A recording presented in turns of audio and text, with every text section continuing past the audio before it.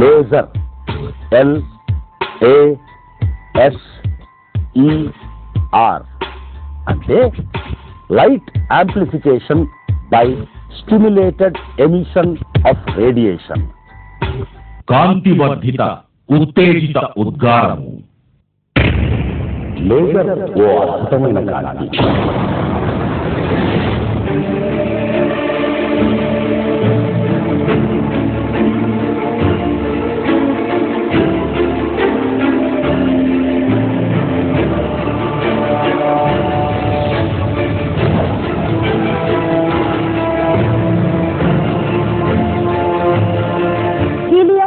Neon లేజర్తోనే భూభ్రమణ రేటుని ఖచ్చితంగా నిర్ధారించారు. లేజర్లను హోలోగ్రఫీ అనే ప్రత్యేక త్రిమితీయ అంటే 3D ఫోటోగ్రఫీలో ఉపయోగిస్తారు.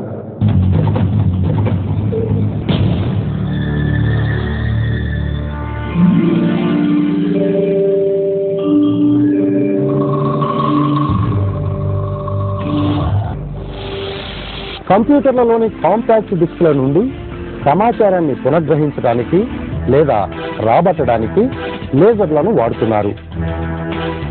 ఖగోళ శాస్త్రంలో దూరాలను కొలిచేందుకు లేజర్లు ఎంతగానో ఉపయోగపడతాయి. లోహాలను పోయడానికి, రంధ్రాలు చేయడానికి, అతికించడానికి లేజర్లను వాడుతున్నారు. కంటికి సంబంధించిన వ్యాధులను నయం చేయడానికి, రెటీనాను అతికించడానికి లేజర్లను వాడుతున్నారు. What you would be witnessing is laser photocoagulation being done for this patient. The most common indication for which is proliferative diabetic retinopathy. This photocoagulation is done under topical anesthesia.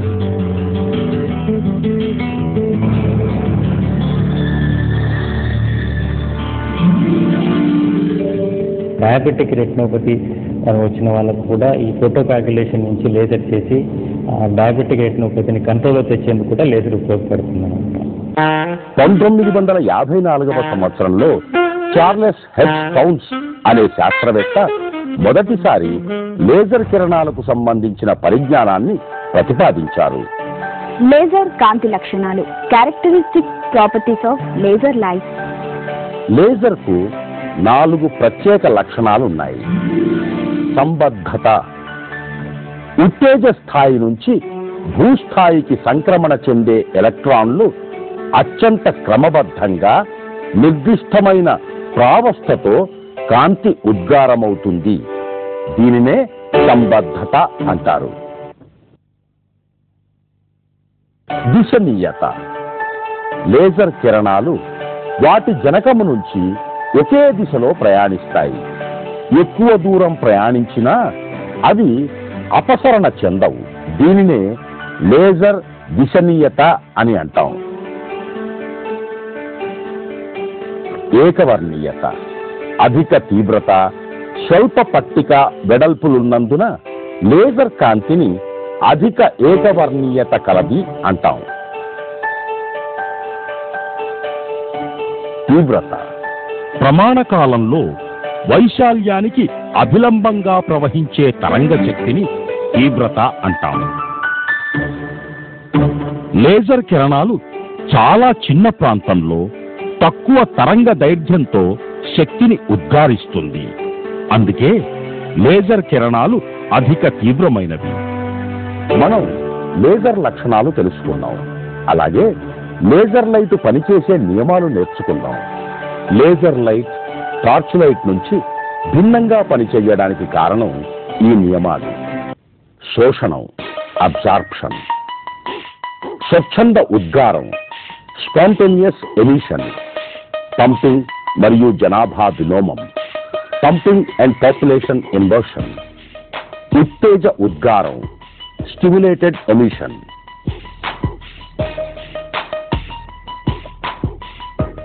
శోషణం అంటే ఎలక్ట్రాన్ కొంత శక్తిని గ్రహించడం. ఈ ప్రక్రియలు పరమాణువులో ఎలా జరుగుతుందో పరిశీలిద్దాం. ఇలా విద్యుత్ అయస్కాంత శక్తిని శోషించిన ఎలక్ట్రాన్ ఉత్తేజ స్థాయికి చేరుతుంది.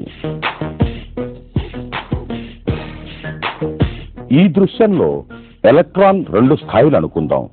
ఈజీ అంటే ఎలక్ట్రాన్ గ్రౌండ్ స్టేట్ భూస్థాయి.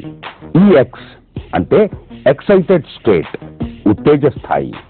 hν పౌనఃపున్యము గల కాంతి ఫోటాను పరమాణువుపై పతనమైనప్పుడు అందులోని ఎలక్ట్రాన్ ఉత్తేజిత స్థాయికి చేరుతుంది.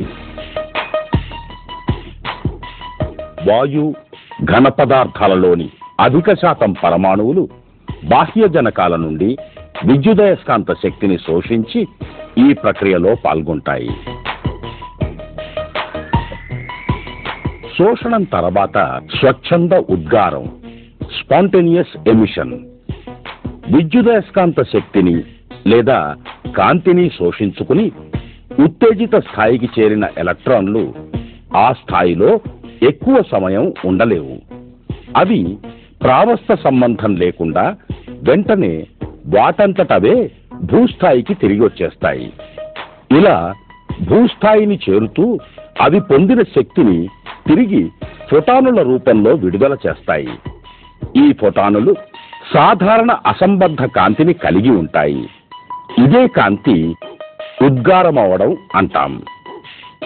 పరమాణువులలో ఉత్తేజ స్థాయిలో ఉన్న ఎలక్ట్రాన్లు వాటంతలవే అంటే స్వచ్ఛందంగా శక్తిని విడుదల చేస్తూ భూస్థాయిని చేరుకోవడాన్ని స్వచ్ఛంద ఉద్గారం అంటారు. స్వచ్ఛంద ఉద్గారంలో ఎలక్ట్రానులు క్రమరహిత సంక్రమణం చెందడం వలన వెలువడిన కాంతిలోని ఫోటానుల ప్రావస్థలో సమన్వయం ఉండదు. అందువలన వెలువడిన కాంతి అసంబద్ధంగా ఉంటుంది. టార్చ్ లైట్ లో జరిగే కాంతి ఉద్గారం ఇటువంటిదే.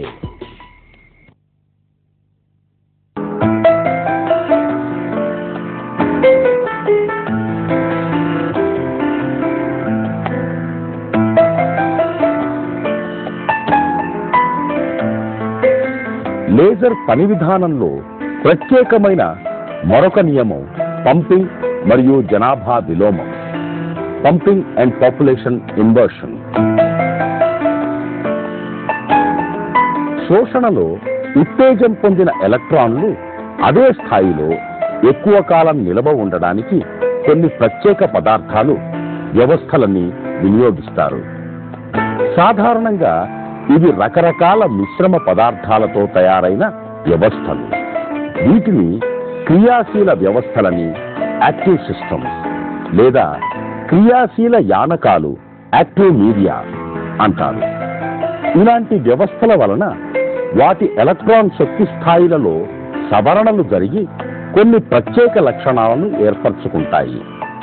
ఉదాహరణకి రూబిరాడ్ ఘన పదార్థపు మాధ్యమం, గ్లాస్, యాక్, helium, neon, argon, carbon dioxide లాంటి వాయు మాధ్యమాలు.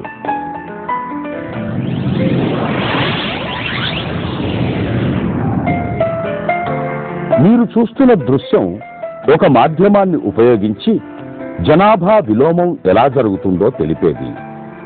1, 2, 3 ఎలక్ట్రాన్ ఉత్తేజ భూస్థాయిలు. సాధారణంగా ఎలక్ట్రాన్లు భూస్థాయిలో అనగా కనిష్ట శక్తి స్థాయిలో అధిక సంఖ్యలో ఉంటాయి. ఈ స్థాయిలోని ఎలక్ట్రాన్ల సంఖ్య N1 అనుకుందాం. hν పౌనఃపున్యము గల విద్యుదయస్కాంత శక్తి మాధ్యమంపై పడిన వెంటనే భూస్థాయిలోనున్న N1 ఎలక్ట్రాన్లు ఉత్తేజితమవుతాయి. ఇలా ఉత్తేజితమైన ఎలక్ట్రానులు స్వచ్ఛంద ఉద్గారం వలన వెంటనే భూస్థాయికి చేరుతాయని మనకు తెలుసు. కానీ ఇక్కడ ఉన్న ఒక ప్రత్యేక మాధ్యమం యాక్టివ్ మీడియా వలన అత్యధిక ఎలక్ట్రాన్లు నేరుగా E1కు కాకుండా E2కి చేరతాయి, కొన్ని E1కు చేరతాయి. ఇక్కడ మీకు ఒక సందేహం రావాలి. అదేమిటంటే E3 స్థాయి నుండి E2 స్థాయికి ఎలక్ట్రాన్లు దూకినా కొంత పౌనఃపున్యం గల కిరణ ధార్మికత రావాలి కదా, ఆ కిరణాలు ఏవి అని. కానీ E3 ఉత్తేజిత స్థాయి నుండి E2 మాధ్యమిక లేదా మితస్థిర స్థాయి మెటాస్టేబుల్ స్టేట్ కి చేరినప్పుడు ఎలక్ట్రాన్లు విడుదల చేసే శక్తి, ఆ శక్తిని ఉష్ణశక్తి రూపంలో అక్కడి యానకం శోషించుకుంటుంది.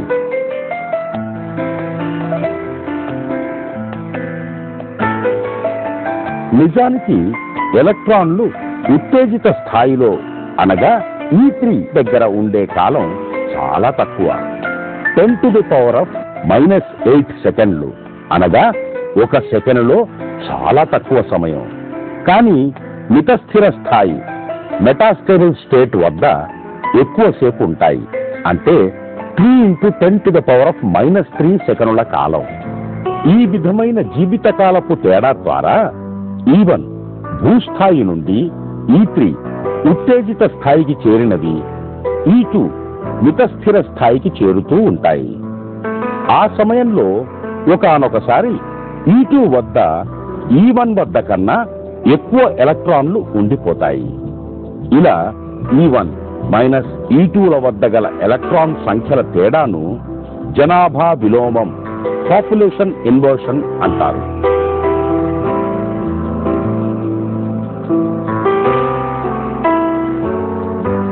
ఇలా E2కు ఎలక్ట్రాన్లు ఎక్కువ మొత్తంలో చేరడాన్ని లేదా జనాభా విలోమాన్ని సాధించే ప్రక్రియను పంపింగ్ అంటారు. జనాభా విలోమాన్ని నిరంతరం కలుగజేయడానికి క్రియాశీలక యానకానికి బాహ్యకారకం నుండి కావలసినంత శక్తి సరఫరా చేయడం ద్వారా సాధిస్తాం. ఉత్తేజిత ఉద్గారం. మితస్థిర E2 స్థాయిలో N2 ఎలక్ట్రాన్లు 3 × 10⁻³ సెకనుల జీవితకాలం పాటు ఉంటాయి.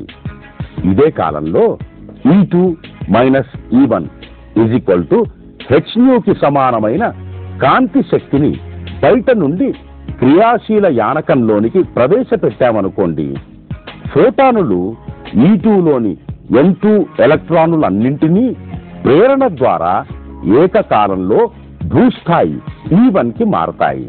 ఈ ప్రక్రియలో hν సమానమైన శక్తి ఉన్న ఫోటానులన్నీ ఏకకాలంలో ఉద్గారమైనాయి.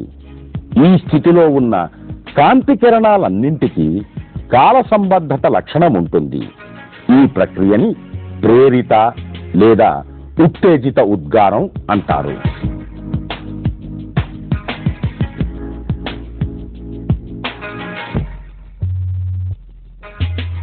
క్రియాశీల యానకాన్ని ఒక కోటరం క్యావిటీలో బంధించి ఉద్గారమైన కాంతిని బహుపరావర్తనాలతో బయటకి విడుదల చేస్తే ఉత్తేజ ఉద్గారం స్వచ్ఛంద ఉద్గారాన్ని అధిగమిస్తుంది. అంటే పతన కిరణం వర్ధనము చేయబడి బహిర్గతమవుతున్నందువలన దీనిని లేజర్ అంటారు. ఇప్పుడు మనం లేజర్ ఎలా పనిచేస్తుంది, లేజర్ బీమ్ ఎలా వస్తుంది అని చూద్దాం. ఈ ప్రాక్టికల్ లేజర్లో ఇది మనం యాక్చువల్గా క్యావిటీ, ఇదేమో high voltage power supply. To create discharge మనకి దీంట్లో రావడానికి ఈ హై వోల్టేజ్ పవర్ సప్లై వాడతాము. ఈ క్యావిటీ మనకి ఎలా ఫామ్ అవుతుందంటే ఈ 2 మిర్రర్స్ ద్వారా. ఇక్కడ ఒక మిర్రర్ కనిపిస్తుంది, ఇక్కడ ఒక మిర్రర్.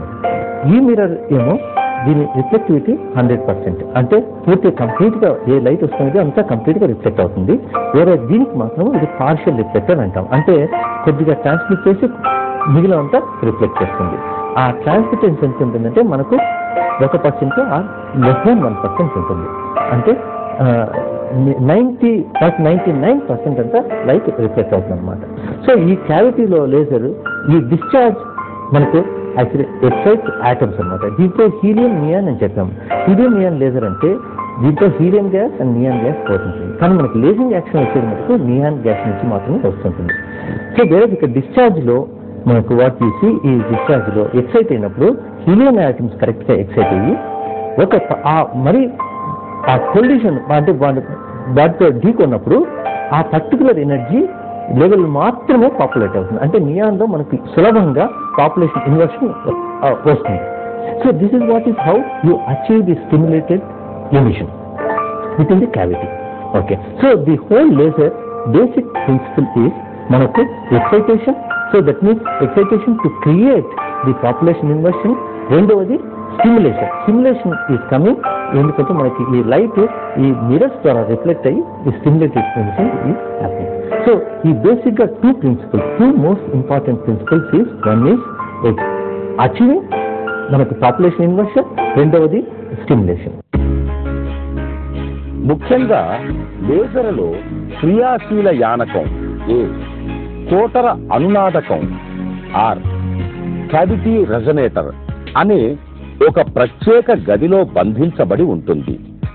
2 పాక్షిక దర్పణాలు M1, M2లను కోటర అనునాదానికి 2 వరుసలలో అమర్చబడి ఉన్న దర్పణాలపై కాంతిపడి కోటర అనునాదకంలో ముందుకి వెనకకి పరావర్తనాలు చేస్తుంది.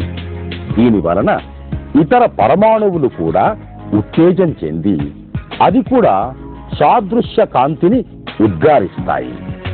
ఇలా వర్ధనమైన అంటే ఉన్నతం చేయబడిన కాంతి పాక్షిక పరావర్తన దర్పణం నుండి బహిర్గతమవుతుంది. దీనినే లేజర్ అంటారు.